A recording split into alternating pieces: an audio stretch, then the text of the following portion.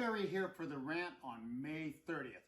Just back from Turkey. I'll say a little bit about that towards the end here. But first, looking at the markets here, I'm working on the June issue right now. And the theme continues to be the bubble that never ends, okay?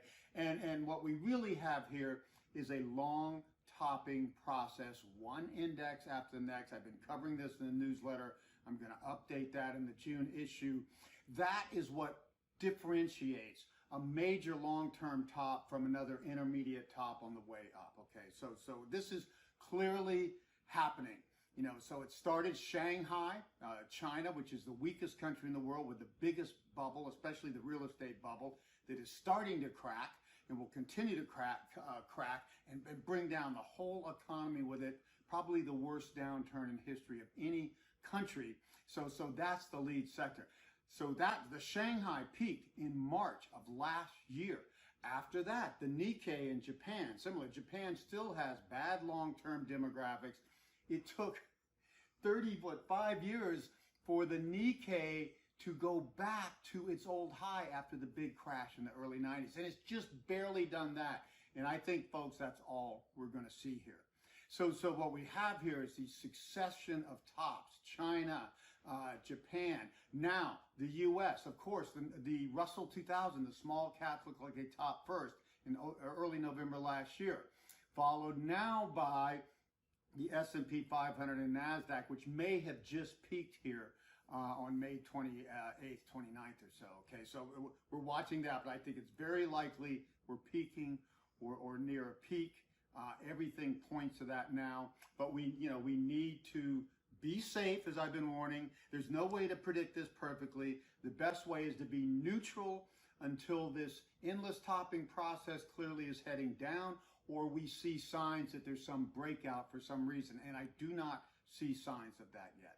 So that's it, neutral here, and there'll be a lot of signs and a lot of things to do in investments once we get clear if we're breaking up or down, and I think we're breaking down here in the second half of this year, and I'll keep you updated of the signs of that. Now, also, I have to update you on my trip to Turkey. It's a very interesting country for me. This is my second trip there. I was in there in late 2022, went both to Istanbul, and Istanbul, folks, is the largest city in all of Eurasia, okay? Only Cairo and North Africa, which is not part of that area, would be bigger. And of course, only some East Asian cities and Indian, Tokyo and places like Delhi and stuff. So I didn't know it was that big until I started going there. It's a very dynamic city. It's got so much waterfront everywhere. But I can see in Turkey, the difference I see when I visit Europe, even though their living standards are maybe a third less than the U.S. on average, and that's very substantial for upper middle and upper middle class families and stuff. Europe, you see smaller houses, smaller cars. I'm in Turkey. I'm not seeing that.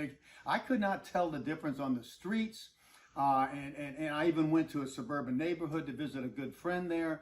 The houses were a little smaller, but the cars and everything else don't look like. So I think Turkey is a rising country in the future. It connects Europe and Asia. It connects the Mediterranean and the Black Sea. And I I study city history a lot.